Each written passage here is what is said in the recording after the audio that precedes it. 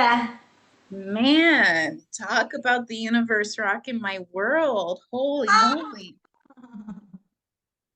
Like, I do have to say though, like, I'm also very much enjoying the feeling of stability that I have in the midst of everything. Like, I don't know what happened this last weekend, but something shifted, like something deep shifted, and it's just a no, this is where I'm at.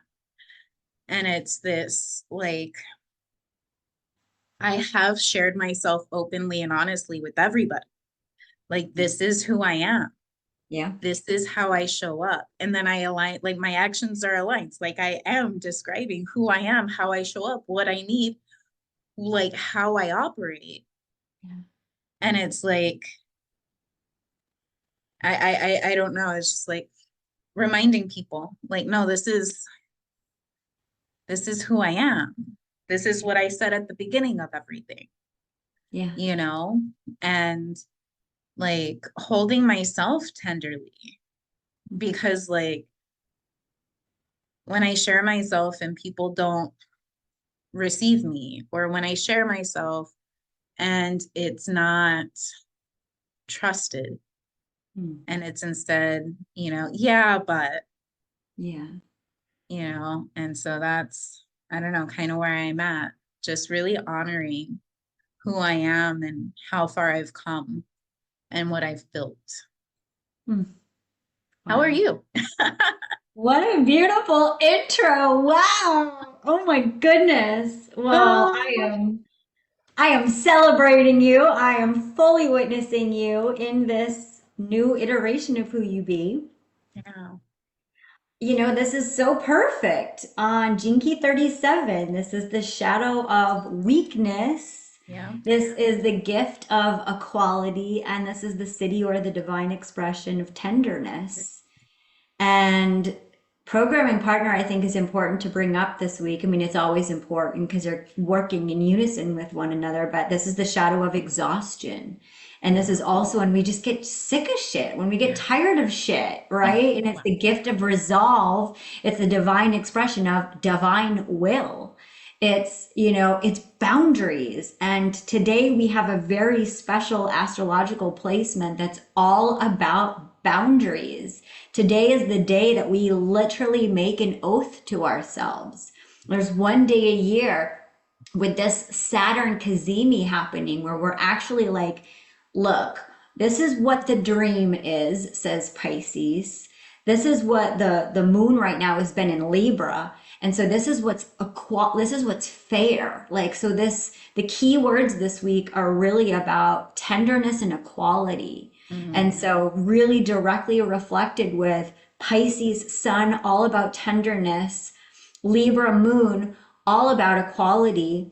Both of these energies are governed by Venus, which is divine feminine. Hear me roar in all of my beauty, not just because you think that I'm beautiful, all of my beauty because of my authenticity. I am all, right? So we have that Venus energy really big this week that we also have this opposition. We have Saturn coming into to deliver this message of authority, which for a lot of us is it's our boundaries. It's like I put up with this shit for a really long time, or whatever it is that I need to create an oath to myself today that I put on the calendar and I remember this. I would even go as to say on September 7th, rewrite that oath in the calendar for when we have the other side of this energy to see, did I fulfill that commitment to myself? Did I fulfill that promise to myself? What a And this, beautiful, sorry, I'm gonna sneak in here real quick because I literally this weekend said that. Like,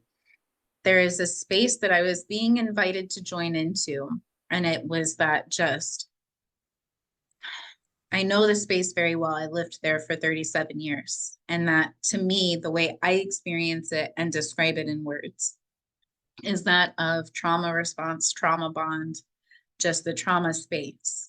yeah, And I felt it, and ooh, it was enticing. I wanted to say the words, I wanted to defend myself and justify, and I wanted to do all the things. And instead I said, I really wish I could be here with you right now, but I'm not in a space to be able to hold space for you right here. Yeah.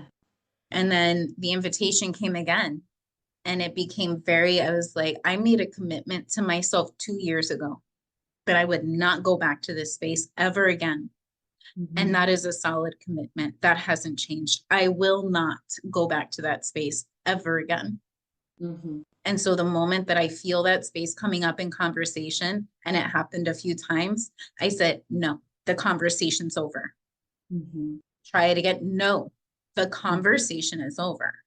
I would Mm-hmm. have walked away. We were in a car, so Mm-hmm. couldn't. But Mm-hmm.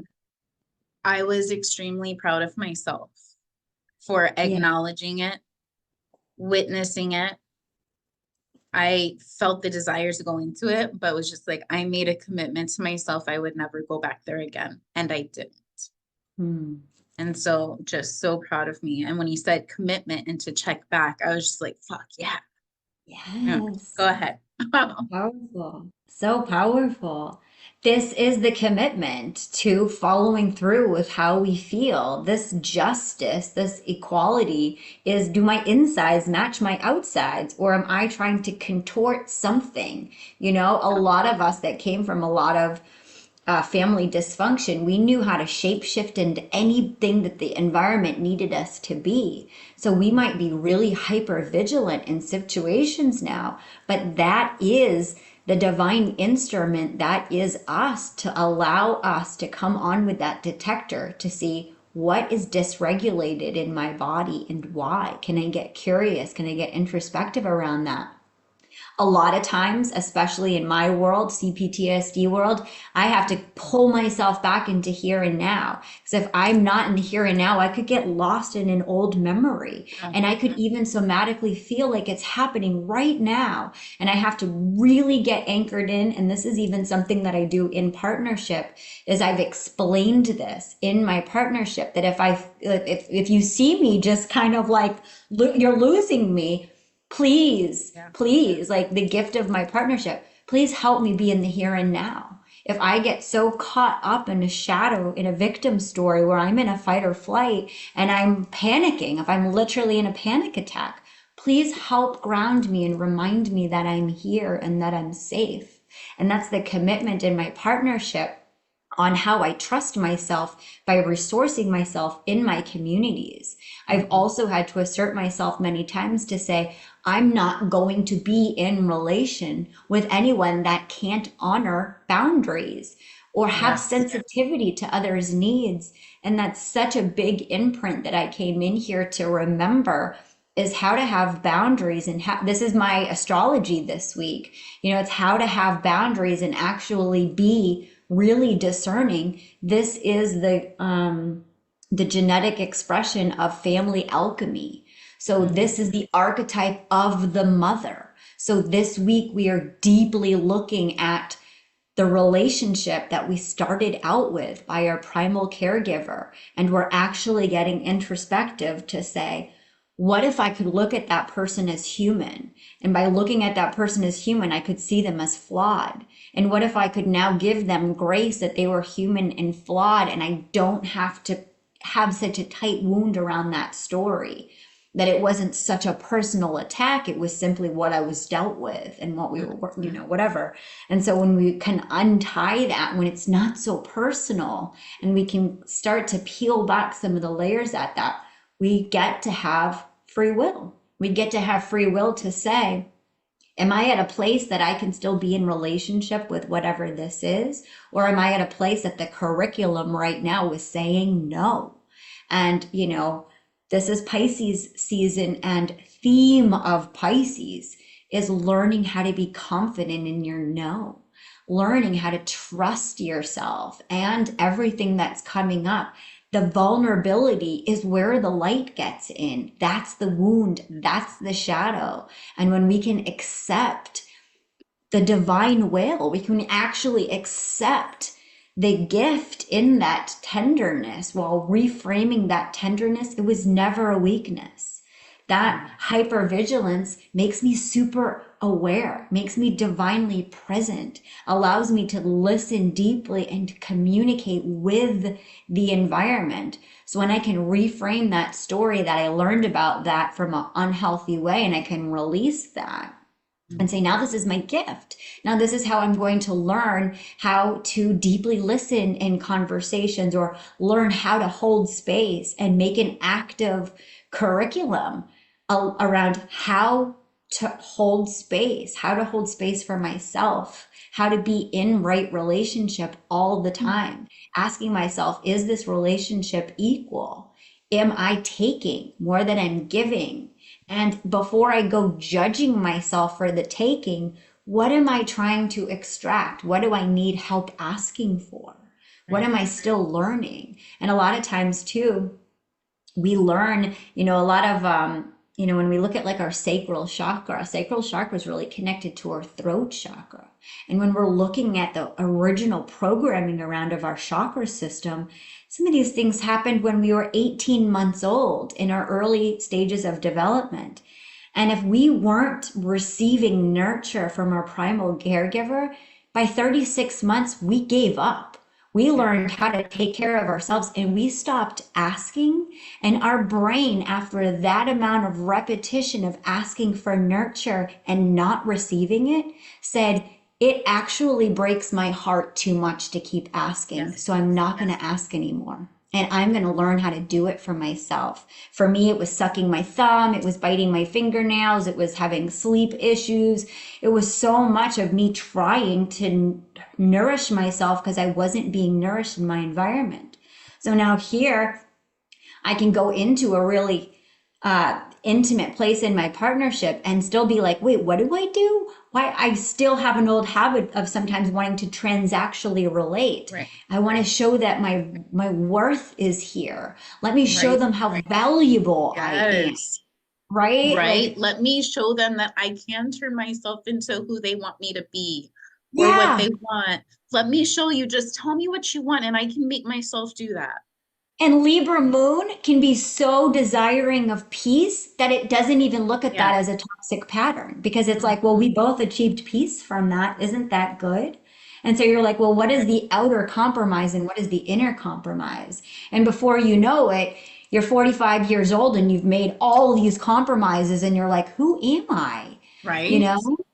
Yeah. That's totally a lot of the unwinding that I keep going through is who Same. am I? I'm doing the prosperity path on the gene keys, looking at my vocation again and again and again. And I'm like, who am I? What do I, Yeah. because it's all line one about production and originality. And, I have the same activation sequence as Richard Rudd. And I look at that and I'm like, has been living in my head. Right. What do I do with this? Yeah.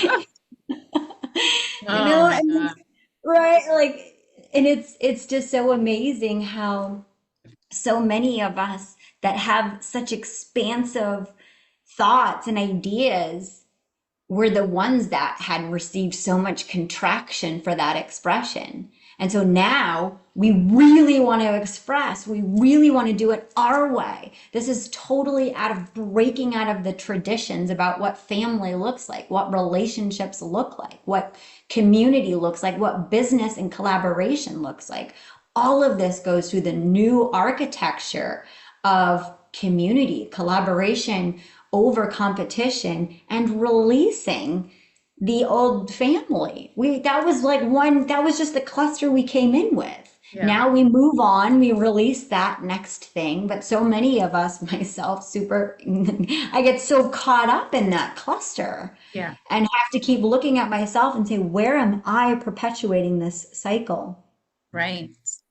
For That's a lot of it for me too with the Libra was I wasn't fully recognizing how being an ally to narcissistic abuse mm, made me just as much of an abuser as the abuser.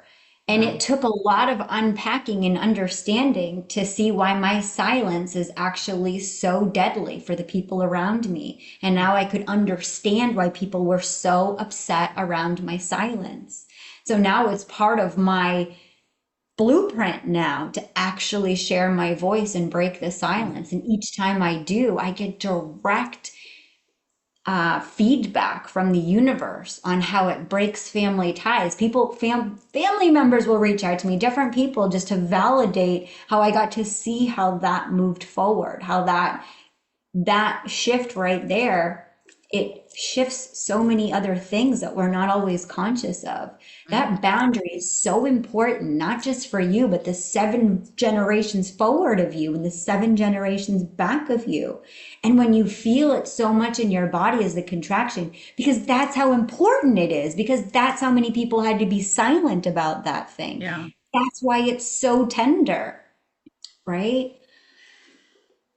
So Yeah. yeah. It has been, again, I love you. I love how you and I are just like always fucking right there. Um, You know.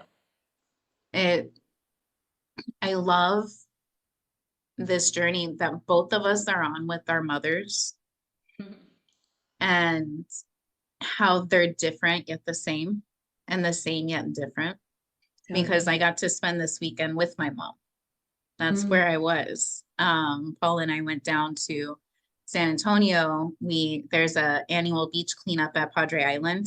And so my Oh, uncle and my mom and my sister and my cousin, like all go down there. So we all met up there and we did a beach cleanup on Saturday. And I think it was on afterwards, after the beach cleanup, we went back to my uncle's boss's house, which is literally right on the beach. Like the backyard, you're on the water. There's a deck over the water. You can see dolphins and fish and pelicans, and it's just beautiful. And so we had gotten back and I had taken a small microdose, which I've never done any medicine or anything like that around family. And holy moly, ooh, talk about a lot of processing. And like it was a very small microdose, but it was still just like, wow. And it was the like feeling that like, okay, I understand where this comes from. I understand where this comes from. This just like we were joking around that our family's love language is talking shit to each other. oh, Like same. that's, like and it took me a while, but like this weekend, I was like, yeah, it really is talking shit. But being able to like see like we us in this family, that's just we love it. Like that truly is our love language. And yes, we're literally talking shit, like, but it's hard to freaking describe unless if you know. Um, but also witnessing the conversations with the older generation about their jobs or their bosses and just witnessing this they us mentality, and they're talking shit about their bosses, yet whose house are we at? Mm, Literally his boss allowed him and his family to use his house on the beach, not just once but many, many times. So I'm hard pressed to be open to the fact that they are as bad as they're taught, mhm. which takes me back to like the position that I'm in right now. Like I am that boss that people would be talking about. And it was just like one of those things, like I witness how I come and how I am, literally like walking by and just popping in to tell people they're amazing and that you're wonderful and they're this. And yeah, I get frustrated and yeah, I do things, but then it's like being able to like take away, unravel people's perception of me defining my intention or Mm, creating me questioning my intention, mhm. and that goes into, a personal relation of mine. And their perception of me was just like, holy crap, so far outside what I intentioned or how I saw myself or how I experienced the exact same situation that we Wow. were in. And it took me a minute and I was like, okay, let's take a step back. Like I Mm, even at some point called a sister of mine. I'm like, hey, you know us. Have I been hiding myself? Have I been like not speaking truth? Have I been, and getting that outside perception? But being able to come back and like remember, like, Jen, you put your practices into place. Yeah. You've put your processes into place. You've taken this time for yourself. And your coach even told you, like, not everybody is going to align with your way of being. You may activate people, you may trigger people, you may force people to confront parts of themselves that they don't want to and they're not willing to, and that may come out sideways at you. Yeah. But it's not about like the glory of living this life path when I am choosing for me and I am choosing me and I am giving myself what I need and I am living a life for me, not for anybody else. I no longer depend or require anybody to approve of the way Yeah. that I live. And Amen. you had said something earlier about getting comfortable in your no, getting comfortable speaking your no, or getting comfortable. It's also a matter of getting comfortable with other people's no. Totally. Like, not Totally. just, which I'll include you in this chat. Me and a couple of sisters of mine, we have this chat going where we legitimately just ask each other to do ridiculous things for each other so we can practice our no. So Oh. it's like, hey, do you mind dropping what you're doing and flying over to my house so you can wash my dishes, do my laundry, and clean my floors?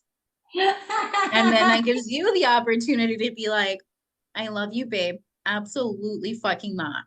Oh No. my God. And it's That's just so so we can practice. Is this beautiful, beautiful place. that's Um, good. You know what? but One of the things that I was thinking about or sharing about in my Tuesday temple that I'm in with a sister of mine, one of the things that's becoming so alive in my system and I'm understanding in such a deeper way is deeply, deeply, deeply the power of sisterhood. And in a whole bigger way. And I feel like this every year, I feel like it cracks mhm, open in another way. Um, but, I remember, it may have been an Aubrey Marcus podcast a couple years ago or something. Don't remember exactly, but they were saying, maybe it was even Zach Bush was saying like the concept of like, when two people see each other and eye gaze with each other and all they see is God in another, the entire planet will shift and that soulmate connection is going to bring heaven on earth and it'll take the while of the ripple of the effect, but it just takes those two people seeing each other. And my Disneyland princess person had seen a male and a woman were going to do it. And I had that expectation like my whole life. And then in sisterhood, when I met my sister, Jamie Day, that I co-create with, I had that yeah, experience with her. And from being able to see myself and see another with no distortion and yeah, just see myself reflected in someone else and watching that without any distortion, my whole life changed. And it was such a paradigm shift to think that that was going to be in relationship and to see my soulmate is my sister, to be able to see and then to really unpack in my own way to say, well, for me, it was the mother wound. And it was to be able to rebuild that connection with the feminine because of how many times the feminine has been in competition with one another over the man or over trying to keep up the traditions of family and even just trying to be successful in life and growing a business together, collaborating in any kind of way, bringing community together through the church, whatever. So much about it has been ingrained in this sacred union. And when I totally unpack that sacred union and to see that in collaboration of sisterhood, yeah, I'm like, fuck, that has changed the game. And now, because of the heightened awakening journey that I've been on with my sisterhood, I get to see that reflected through my partnership, but at my partner is the most divine, exquisite man. And yet I still know that we unlocked each other's codes. Yeah. And I unlocked them in my sisterhood so that I could unlock them in Yes. partnership. But that had to come before this had to come. And so much of what we're programmed to in so many ways is this idea that respect the elders, look up to the parents, listen to what the mom says, listen to our parents. And when we create that in our reality and we create the authority over the masculine voice and the authority over the feminine voice based on our own distorted view of what the authority voices were because they were our parents, you know, when we really look at that and see that was such a distorted narrative, but it takes so much vulnerability to unpack how much those distorted narratives have created all these imprints around what relating with one another is supposed to be. Right. And then it takes even more vulnerability to walk out in the world without those voices and stories. Yeah. Yeah. Like what, Yeah. what, what, and to like, like what you were saying about the divine reflection, right? Just seeing the divine reflection. That's that piece where I'm at over this past weekend and integrating back into the day to day is like I had this come to Jesus moment with my job where I was like, holy shit, I'm here again. It's where it always ends up, right? I'm here again. My 40-hour work week has turned into a 60 to 70-hour work week. My sacred wild stuff is getting pushed to the side. I'm not setting aside time to get the sacred wild going with the sacred wild path that's coming, you know, starting the spring equinox. I'm not putting that time aside and cultivating the course content of I'm not doing my morning and my rising and setting rituals the way I have been as with this intense devotion and commitment to self. And it just got to the point where I was like, I cannot do this. Right. And I reached out to one of my bosses and sent him a text message like, hey, when I first started, I told you this is where I'm at. This position, though you may like once things are all said and done, it may be a 40 to 45-hour a week position, which is what I'm open and willing to do. Right now, this position is going to require somebody that works 60 to 70 hours. And I can't do that. So like if you need to cut my pay, if we need to talk, but like I'm told this isn't a defined decision. I want to talk with you and Joey about it. And this is where I'm at. I can't. And what do I get back? Okay. No, I'll do this. We'll find somebody to do this. We'll find, and all of a sudden now my process is my practice, my lesson is no longer using my voice, but receiving what I asked for. That is the Yeah. process. That's a Yeah. practice, right? And Yeah. it is a practice because then it's Yeah, like, boundaries are just preferences until they have consequences. You know, right, we need to actually say this has to be 40 hours or I can't do this. There has to be yeah, that like, and now it's here. So let's back to the right. drawing. I love that you received that feedback. And like I got to see that. And then in contrast, I also got to see, I think the best option for me is to go away in a completely different situation. And I got to be the reflection of I don't know what that means and I don't know what that looks like. And you choose for you. You give yourself what you need. First, always and in always, I will support you in that no matter what. You tell me how I can support you and I'm here. And so being able to be on both sides, right? Being reflected to and being the reflection of that, yes, you deserve everything you need. You deserve everything you want. You deserve it all. Yeah. If you're has the been, archetypal mother, how do you treat yourself as the archetypal mother? Because we can't blame this outside of ourselves. When it comes down to reparenting ourselves, finding the harmony and the equality within us, that's no longer an outside job. And when we come into this place of awareness and we have this much consciousness, we also have this much accountability. right. And from that place, that changes the game to say, through my essence, I exemplify my boundary.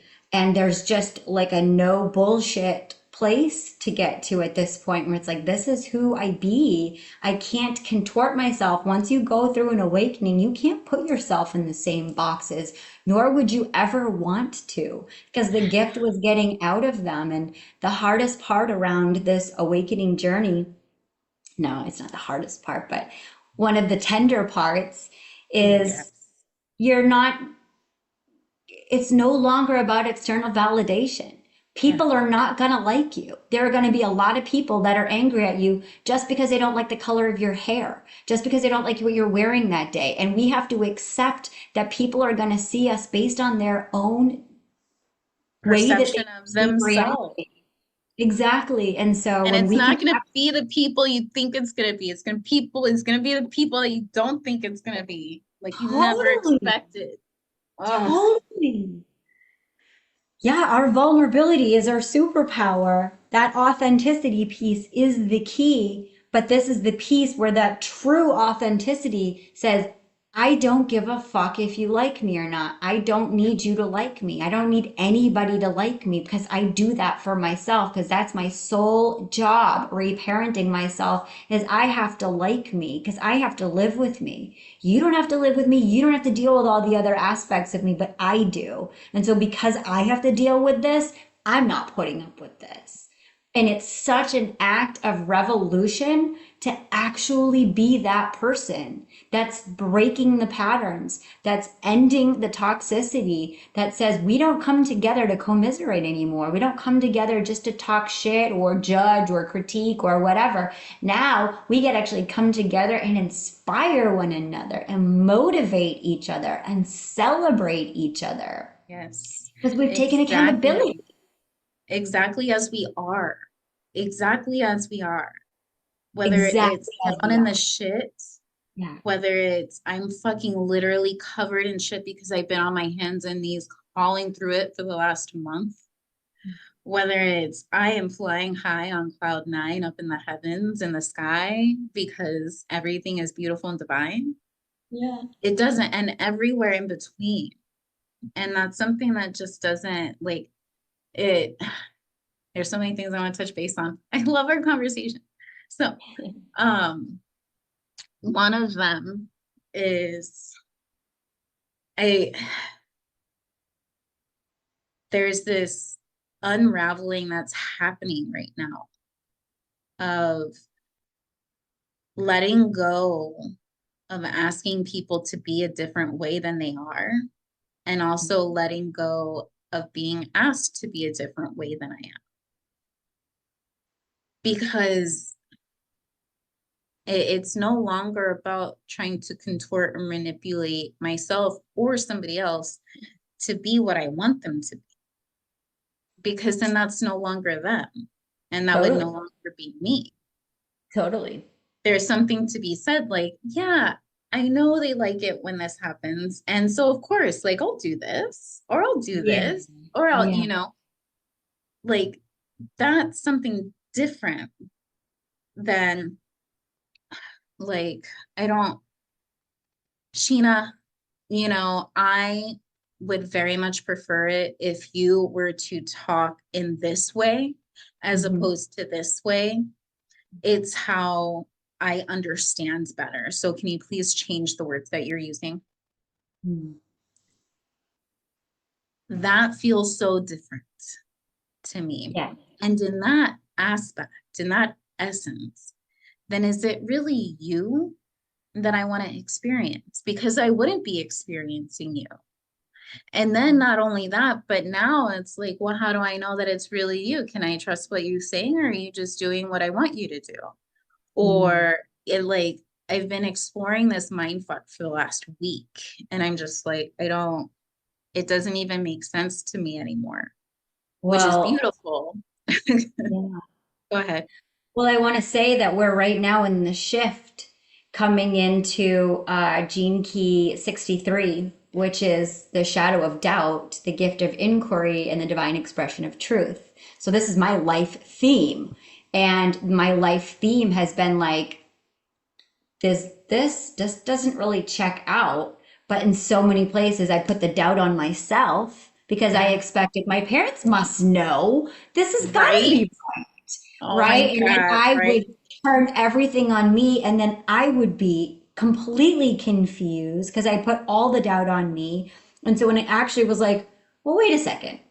What if I actually am authentic in my experience? I'm showing up as who I am and I maintain a boundary and I turn on my observer and I just look at what's going on. And from that place, I was like, holy shit, nobody tells the truth around here. No wonder Right. I'm so Holy confused. crap. I know.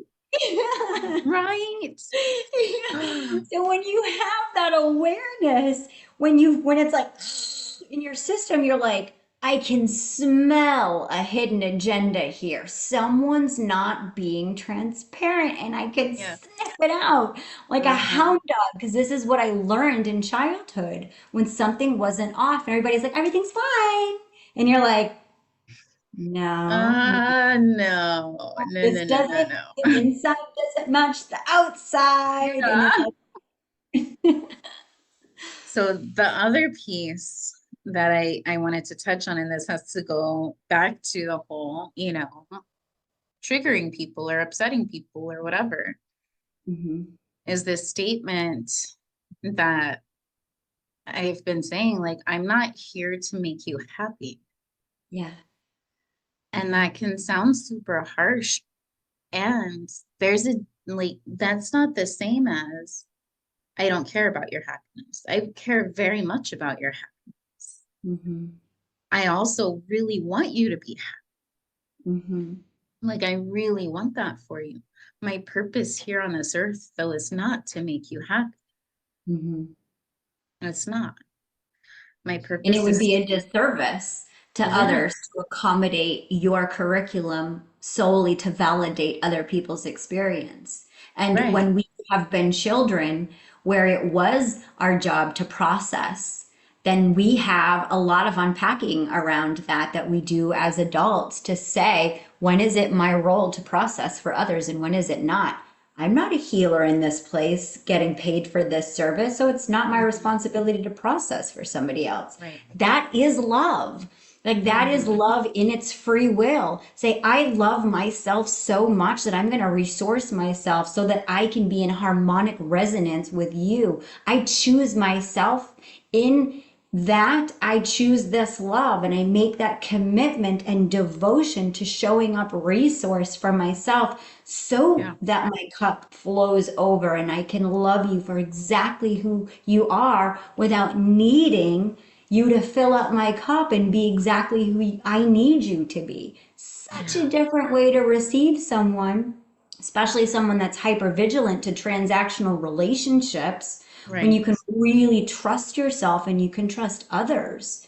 Yeah. One of the things I think has been also, life changing, transformative, is being able to cultivate good mirrors around you that give you those dragon codes that reflect back to your divine essence while you're in your shadow. Because you need to be reminded that you are so much more than your shadow.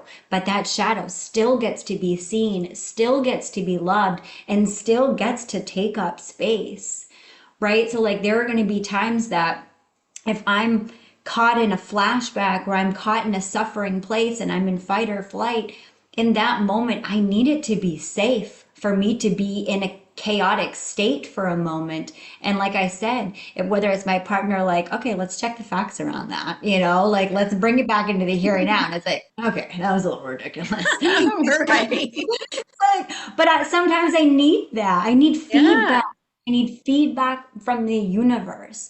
And when I had really distorted feedback from the universe, had really distorted feedback on myself. So, so much of the work is getting healthy feedback from the environment. And it's Yeah. not to validate me, but it's also just to remind me I get to be the full essence. I'm not here to perform. I'm not here to show up on the days that I have makeup on and that's it. I take me, love me as I am. And if not, allow me the freedom of my experience, the way that Yes. I will allow you the freedom of your experience without interjection, without projection, without shaming or blaming or guilting you for that being the way that you choose to express. When we can give ourselves, when we can literally give each other the freedom of our own experience without it needing to be personal for us, Yeah. that's unconditional love in its choice, that it gets to be the commitment we make in each and every interaction. Yeah. And that, like, even those moments when we want to be in our sacred shit.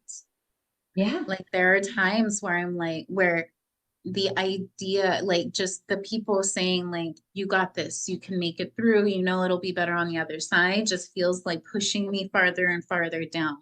yeah, And like being able to say, like, I need to be in my shit for a moment. And if you're able to sit in the shit with me, that's fantastic. Come on over. The shit's great. yeah, And if you're not, I fucking honor you and I celebrate you for not being in the shit. Like, fuck yeah, yes. Go enjoy the non-shittiness. Like, yeah, go. yeah, Right now, I need to be in the fucking shit. And then vice versa, to be able to say, like, I love you and I honor you and I know that you fucking got this. And I also know how fucking it feels right now. I am not able to be here with you. Like, I yeah, can't. And I'm not going to convince you to be any other way. yeah, Like, yeah, you get to have your experience. yeah, And that was also another hard thing for me. Like, you get to have your experience of me the yeah. exact way that you had it. Yeah, like I love Betty White's quote, like your opinion of me is none of my business. Yeah. That is completely yours. Everyone gets to have their own opinion of me. But those moments where maybe I check the facts and it doesn't seem like I'm responding to this the way that I should or whatever, god damn, the complex PTSD journey Yeah. can be so much to unpack that it's like, I'm processing the fact that I didn't get held at 18 months old right now and everything that happened and compounded off of that, right? And it's like, we Yeah. gotta stop judging why I need a moment. And we gotta stop toxic positivitying each other through that Yeah. experience because, like, you have no idea why I need to take a moment right now. Like in this Yeah. spiral game, we don't do the inner child work and then we're done. No. Like that bitch is gonna It come back keeps around going and going. every And then time. it goes deeper too. Like, it goes Yeah. deeper and higher at the same time, and then wider, and then just fucking just to Yes. offer some clarity. Like, so for anybody who is listening, complex PTSD, complex post-traumatic stress disorder, what that is so my definition, I know this may not be for everybody, but the easiest way I've been able to define is trauma is when one of your basic needs for survival gets taken away. Mhm. And so my definition, there's 6 needs. You have food, water, shelter, you have love, connection, and safety. Those are our 6 basic needs. When one of those gets taken away, that's trauma. It becomes complex when you are at an age that requires others to care to give those needs to you, and it's those people that are taking them away. Mhm. That's when it becomes complex, when the people that are meant to be providing your needs for you to survive, for you to live, take those away or withhold those from you. But Mhm. in some reason, that's as simple as I've been able to get it, because there's so many different versions. And I'm not Totally. saying mine is right. I'm not saying mine is the only one. There are plenty. But for me, that's allowed so many people to kind of take a breath when it comes to that word trauma. Yeah. and say, oh, like it doesn't mean anything other than a basic need that you have to survive was not met, or was Right. withheld, or was taken away, or Hmm. multiple of them. Hmm. And and that's, yeah.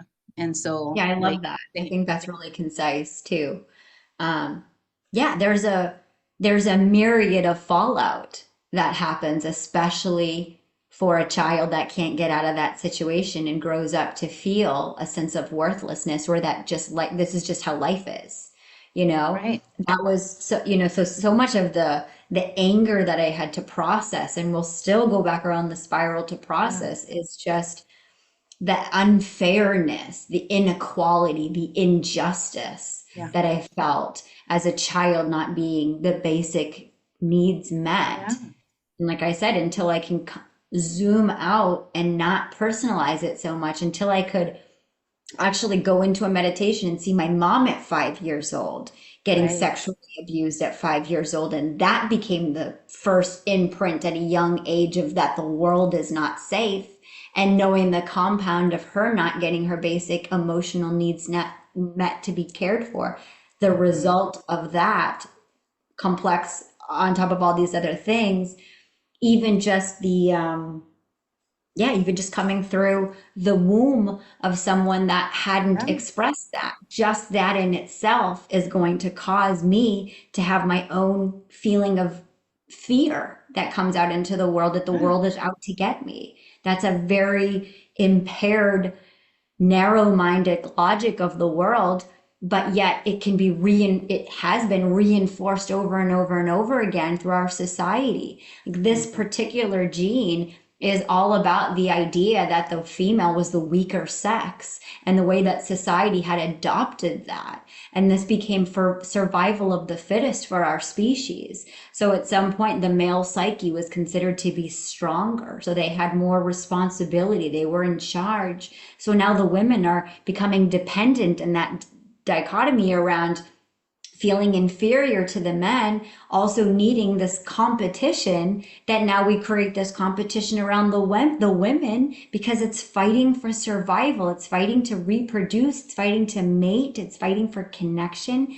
And that distortion just embedded on top of all of our parents and all of the things. I mean, 100% in my story, I heard over and over and over again, you are only valuable if some rich guy picks you up and decides that he's going to he's going to make a life with Yeah. you. Like, that's your value. And then when you start popping out kids, then you hide behind their value. And that was like this totally skewed perception around what a woman was supposed to do and be here for.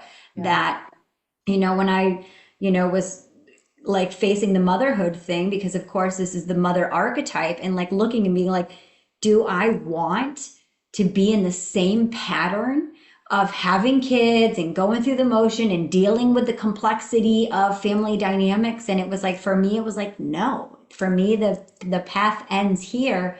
And there's an unbelievable amount of sadness in that release around, had I had a Yeah. healthier childhood, maybe I would have wanted to be a mom and maybe that would be my lifestyle.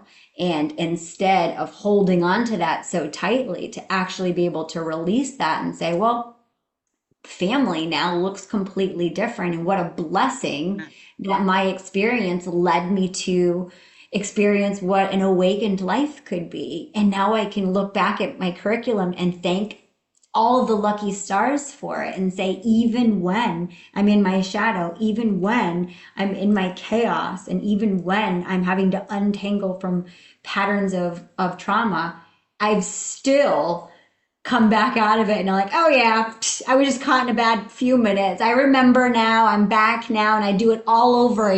again. This is amazing. Right. Yeah. And there's something to be said. So, like in the Celestine prophecy, it talks about that there is a natural population decrease that's coming. That's part of us moving into this new paradigm. Yeah. Um, Shameless plug, we're gonna start the second book of the Celestine prophecy today. And plug. So, Okay, um, okay. so, but it says that the population is going to decrease, and that's not going to be through these natural disasters like we're experiencing right now, but it's going to be through choice, through conscious choice. Yeah. And that's so because we know, like, for us to go where we're going, for us to, be able to move in the direction we're going, we need to limit the population that we have here so that way it's doable. Um, and that's coming up more and more. Like my cousin, she doesn't want kids. She's like, it's not for me. It's just not Mhm. for me. And I honor that fucking decision so much. Like Yeah. the decision to not have children in the society and culture that deems having children as some type of hierarchical, success or something to pedestalize, to be able to be willing to say, this is not for me this go round. Yeah. And in the number of different ways you have to say that in this society. Mhm. Like, it's not just as simple as I'm not going to have kids and then you don't have kids. No, that means you either have a surgery done or you're taking birth control which fucks with your hormones, Mhm. or something happens and you have to have an abortion, or something happens. There's so many different things that you are required to do to keep that decision, to Yeah. commit to that decision. And that Yeah. is just truly awe-inspiring to me. Like Yeah. your ability and willingness to commit to yourself Mm. so profoundly and to trust the divine and Yeah. spirit with what they come through, because I know it's not always fucking easy. Yeah. Thank you for saying that. And I think it's important to bring it into our sacred space too. The tenderness around the mother wound in all of its complexity. Because, I mean, I was just talking to my partner this morning about this gene, and there was a podcast that I used to listen to by a philosopher called Stefan Molyneux. I had a total love-hate relationship with him. He's a really smart guy, but he would trigger the fuck out of me with certain things that he would say. And one of the things that he reinforced over time was that notion that a woman, well, the most important role on our planet is being a mother. And I totally understand that.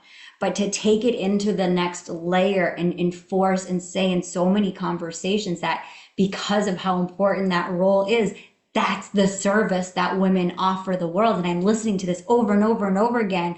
And here I am in my own paradigm of like, okay, I guess I got to find the right guy then. And I guess I got to do this because what else am I? And then all this idea coming at Yeah. me in every social circle, every time I'm out at lunch with my mom or her friends are over and over and over and over and over again. When are you having kids? What's going on with you? Why don't you have kids? The amount of projection that a woman receives in the course of her life is so fucking unfair around how many times she's asked about that decision for children. So thank you Yeah. for calling that into space because that is a sovereign choice that whether we have them and we're gloating about them and we're loving or we don't, it's something that we have to tell the world all the time. Yeah. It's like another fucking scarlet letter. Like Totally. it's another, like, oh no, I'm not that odd person out that, Yeah. I'm the is not crazy going to aunt. have, Yeah. yeah, isn't going to have kids. And there's so many different versions of that crazy aunt, right? It's like how I do relating. Like, I don't do this the way normal people do. Sorry. And it's so funny because like then I continue to say, oh, and I haven't had sex for a year and a half. And they're like, Hmm. hold on, what? And it just Yeah. completely like blows Mhm. people's minds. Yeah. Um, because I go through a lot of the same stuff where it's like, why can't I just be normal? Why can't Yeah. I just fucking not care? Why can't I just wear a mask like everybody else? Oh my Why gosh, I can't can't tell you I, how many times I've said, why can't I just go back to sleep? Why can't right? I just forget all of this and Men in Uh-huh. Black it and just go back Right. to fucking sleep? Yeah. Right? Because Like, why do I have sometimes, to go so deep? Why do I have to have boundaries? Why do I have to make everything mean so much? Why does everything have to be sacred? Hush. all the things, Yeah. it's so hilarious. And then, like you said, and then we come back and it's like, oh, yeah, because it's fucking epic. Oh, that's right. Because That's our crazy. brain just goes on on a little journey all day and was like, what can we make up a story about today? Uh-huh. Yeah.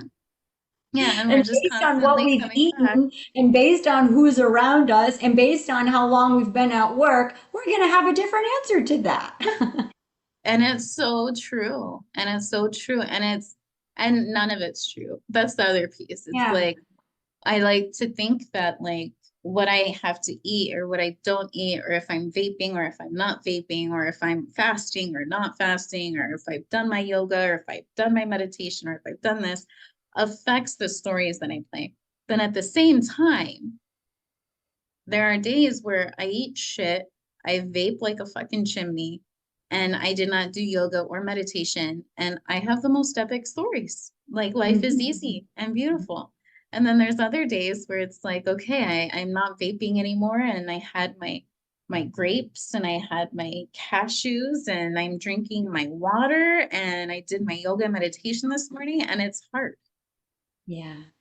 I mean, Yeah. today's not hard. Today's actually rather easy. But like Yeah. those other days where it's like it's a struggle to just stay out of the shit pit, you Yeah. know? And when we want to be validated, when we're still getting external validation, then we want to know, oh, if I do yoga, I'm going to have a better day. The universe is going to reward me. So we even have that Right? transactionally relating with the Yes. sacred practice, with the devotion and the time. And it's like, Yeah. I still got an agenda. Like I'm still doing this because I want to feel that, you know? And it's like, Right. when, actually, like now it's like, yeah, 100% because I want to feel better. Now in my body, I can say it might not take a day. It might not even take a week. It could take 14 days of me not going in my practice, but bitch is gonna have some stories. Right. But then it's also like the intention behind it because I don't go on my yoga mat anymore because I hate my body and want it to be different. I go on my Yeah. yoga mat because I love my body and it deserves to feel good. Yes. Like it's the Exactly. same. I show up to my practice because I know how good I'm going to feel for the rest of the day. Yeah. And even if I get a canceled appointment and there's traffic and shit hits the fan, I'm like, well, you know what? At least I resourced myself before that it's not going to be a level 10, right? Like it's Yes. my level 5, but it's not going to be riding the waves. It's going to be like, it's a little harder. Yeah. Yeah. Oh man. So So I was going good. to read the Wisdom Keeper Yeah. to uh, to to tie conversation into a little story bow. Love it. Because Love it. I love how they'll always come through in a way that, is resonant in some It's so form. perfect. And so I have the Wisdom Keepers. I have three different Oracle decks that I use before Sunday service every day or every Sunday, and just like to help me tap in and kind of align. And the way I used to do it was I would just, allow whatever cards come through from the Wisdom Keepers deck. But now, like specifically since we've started going through this and I've been paying closer attention to the pulse for Gene Keys, and I've been like diving in, like our conversations here have helped me dive in deeper into the Gene Keys a little bit more. Now I take a look to see what Gene Key we're in, and then like Hmm. that's the guidance that I use instead of just letting it come through. I like find out what Gene Key we're in, and then so anyway, just my two piece. Thank you for bringing the Gene Keys to the Sacred Wild. It literally, like, this Oh, is the most like selfish act I could ever do is creating the Sacred Wild because it literally is. Like I literally created this for me. Like, what do I want to see in a community? I want a book club. I want something about Gene Keys. I want to be able to just contemplate about these deep life freaking pathways and initiations we walk through. So that's what we do, you know? totally. This is what we get to do. This is the tenderness. It's like, what's the world I want to live in? And how can I construct that reality for myself so that I want to be here? So this is Yeah. fun. This is enjoyable. So fucking here for it. Totally here for it. Yeah. So you already read Equality then? Nope, not yet. Go ahead. Oh, I you was didn't? just telling my story. Yeah. Okay. I was like, because if so, I'll do the truth one. Ooh. All right. So here is my wisdom story for, again, this is Shadow of Weakness gift of equality and divine expression of tenderness. Though I was born into a girl's body, I always felt like a boy deep down. My family was conventional. My father worked, my mother took care of the children, and was completely dependent on him financially. He often treated her disrespectfully and with cruelty, as if she were weak, overly sentimental, and only nice to look at. As I got older, I saw men like him ruling the world, so I rejected my father, the patriarchy, as well as the boy in me. In absolute solidarity with my mother, I would be a girl, no matter how painful or wrong it felt within. Without realizing it, I spent the following years using every masculine muscle I had to idealize and fight for all things feminine. I envisioned and worked for a world where women were the leaders. I became an activist and speaker, empowering women worldwide with my ideals. I also became financially independent and bartered with the big boys for rights and privileges on behalf of women everywhere. Privately, though, I was an emotional wreck. I alienated my romantic partners constantly with unfair and cruel accusations and an insatiable need for emotional processing. The truth was that, deep down, I was fighting for one thing: acceptance. But I couldn't even give that to myself. I was too weak to share, much less own, how I felt inside or how I wanted to live my life. I had zero trust that my romantic partners would still love me as a man. No trust that the world would accept a freak like me.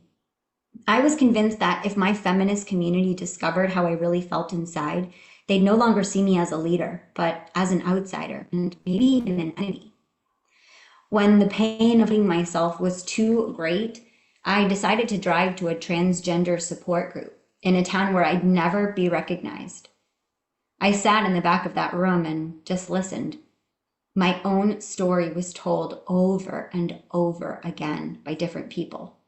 Because of their courage, I found myself, my pain, longing, loneliness, and overwhelming fear. At the end of the meeting, someone came up to me. To my shock, it was someone I knew. I expected an attack, but instead I was given the most tender embrace. In that moment, I knew I'd find my way back to me, and then I wouldn't have to do it alone. My gift to you: I am your friend. I have deep respect for you. I don't want you to change who you are at your core. You are a completely unique, worthy being, and there's a place for you in this world of ours. I see you with deep tenderness. It's time to take your place with pride, humility, and profound self-acceptance. When you look at yourself, see your weakness and vulnerability as your strengths. When you look out at the world, see beyond polarities, beyond gender stereotypes, beyond patriarchy and matriarchy. Aim your eye towards synthesis, to the entire continuum of beauty available to all of us. Equality is your birthright. You and me were family. So some questions for contemplation, just things to think about from here is there a part of yourself that you've been refusing to love? How can you best accept and support your whole self right now? What do you see as a weakness in you? And can you find its inherent strength? Can you embrace all people equally? In what situations do you find this challenging? And if you could show yourself tenderness today, what would you do? Share your tenderness with someone who could really use it. Did it.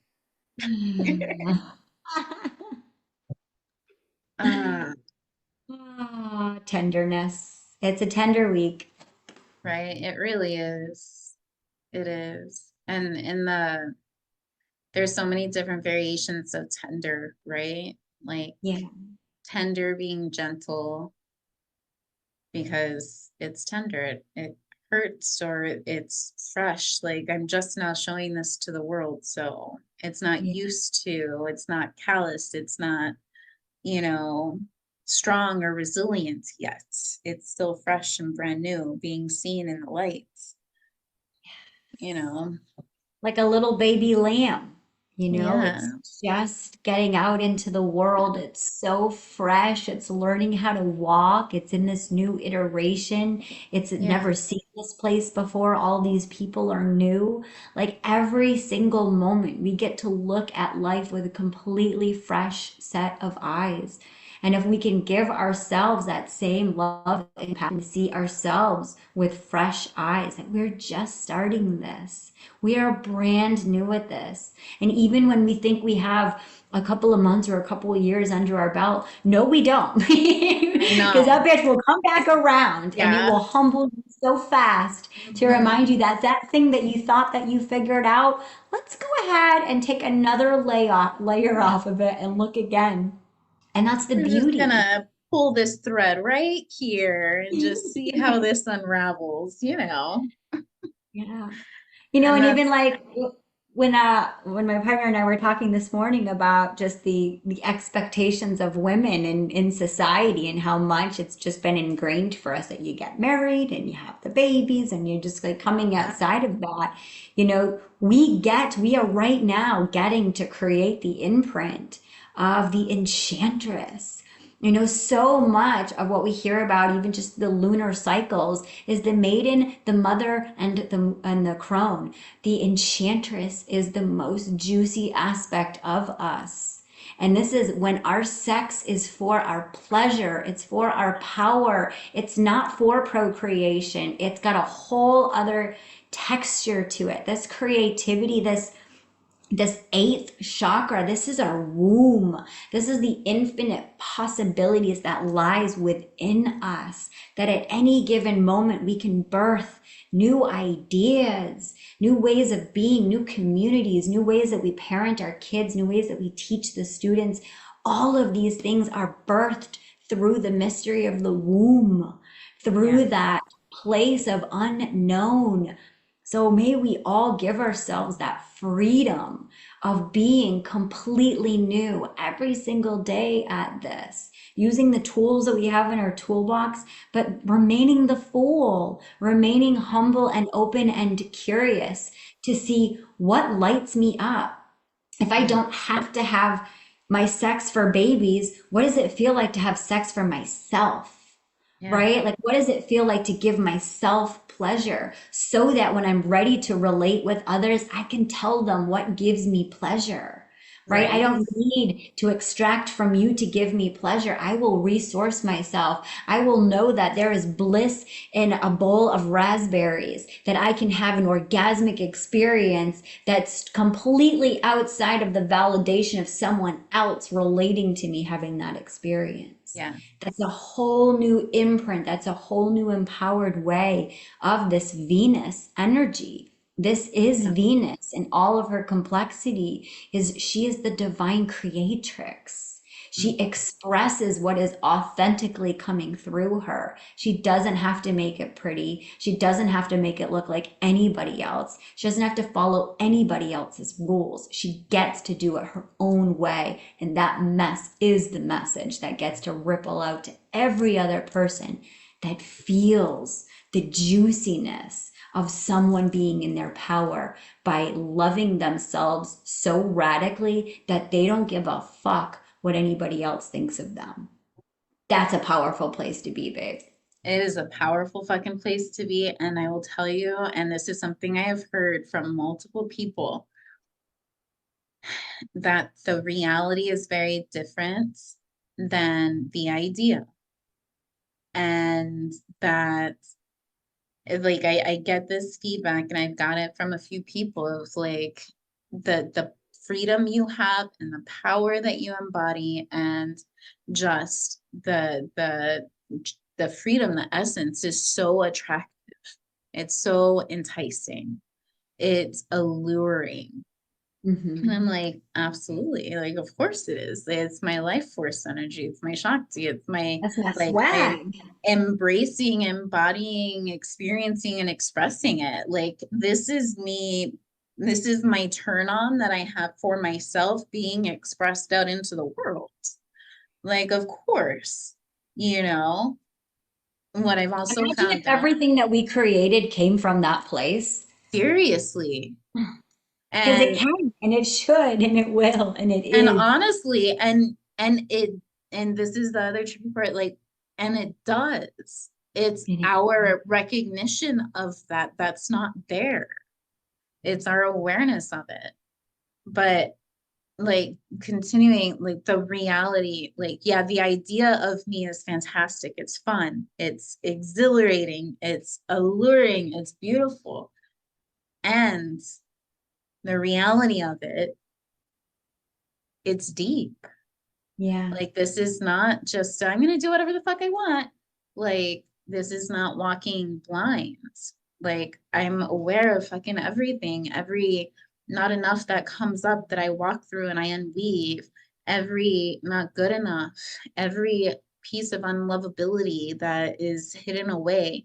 Because walking this life, walking this world, walking this path that you and I and everybody here with us is walking, the sacred wild path of freedom, of liberation, of exploration, of honoring our sacred wild, right? mhm, Like, we all walk through this. And we've all been there saying, I wish I could go back to sleep, but you can't fucking unsee it. You yeah, can't. Once you see it, it can't be unseen. And it looks different for everybody.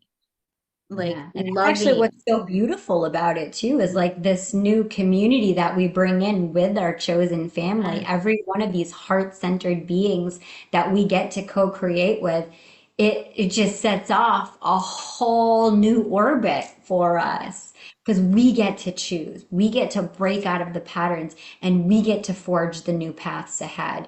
And some people are going to be triggered and activated, and some people are going to be aroused and turned on. And that gets to be And however they both want to at the experience. same time. Let's fucking go.